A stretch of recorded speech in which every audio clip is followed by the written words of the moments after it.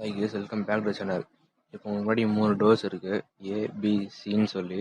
இந்த 3 டோரில் ஒரு டோர் முன்னாடி கார் இருக்குது, மிச்சம் 2 டோர் முன்னாடி எதுவுமே இல்லை. இப்போ நான் உங்களை கூப்பிட்டு வந்து கரெக்டாக அந்த கார் இருக்க டோரை கண்டுபிடிக்க சொல்கிறேன்னா நீங்கள் என்ன செய்வீங்க? ரேண்டமாக அதை சூஸ் பண்ணுவீங்களா?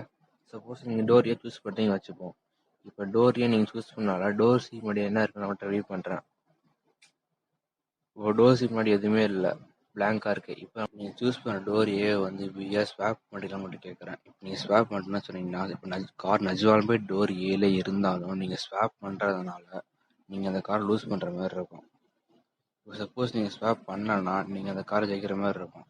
இப்போ கொஷின் என்னன்னு பார்த்தீங்கன்னா, இப்போ நீங்கள் ஸ்வாப் பண்ணால் ஜெயிக்கிறதுக்கு அதிகமாக சான்ஸ் இருக்கா, இல்லை ஸ்வாப் பண்ணலன்னா ஜெயிக்கிறதுக்கு அதிகமாக சான்ஸ் இருக்கான்னு தான் கேள்வி. வச்சிட்டிங்களா? வாங்க ஆன்சர் என்னன்னு பார்க்கலாம். இப்போ டோர் ஏல கோட் இருக்குது, டோர் பியில் கோட் இருக்குது, டோர் சைடு வந்து கார் இருக்குன்னு வச்சுப்போம். இப்போ வந்து 3 அவுட்கம்ஸ் தான் பாசிபிள். என்னென்னு பார்த்தீங்கன்னா, ஒன்று நீங்கள் டோர் ஏ சூஸ் பண்ணுவீங்க, இல்லாட்டி பி சூஸ் பண்ணுவீங்க, அப்படி இல்லைன்னா சி சூஸ் பண்ணுவீங்க. நீங்கள் ஒரு டோர் ஏ சூஸ் பண்ணிங்கன்னா நான் இப்போ உங்கள்கிட்ட டோர் பிஏ காமிக்கிறேன். அது உள்ள ஒன்றுமே இல்லைன்னு உங்கள்கிட்ட காமிக்கிறேன். நீங்கள் அதெல்லாம் என்ன பண்ணுவீங்கன்னா, இப்போ நீங்கள் ஸ்வாப் பண்ணிங்கன்னா நீங்கள் ஏ சூஸ் பண்ணுறதுனால அதில் கண்டிப்பாக கார் இருக்காது. நீங்கள் ஸ்வாப் பண்ணுறதுனால உங்களுக்கு கார் கிடைக்கும். இப்போ நீங்கள் இந்த ஸ்வாப் பண்ணாதனால காரை நீங்கள் லூஸ் பண்ணுறீங்க. அதேமாதிரி இப்போ நீங்கள் டோர் பியை சூஸ் பண்ணிங்கன்னா நான் இப்போ உங்கள்கிட்ட டோர் ஏல நேரம் காட்டுறேன். இப்போ நீங்கள் நான் காட்டுறதுனால நீங்கள் டோர் சிக்கு ஸ்வாப் பண்ணிங்கன்னா நீங்கள் கார் வின் பண்ணுறீங்க.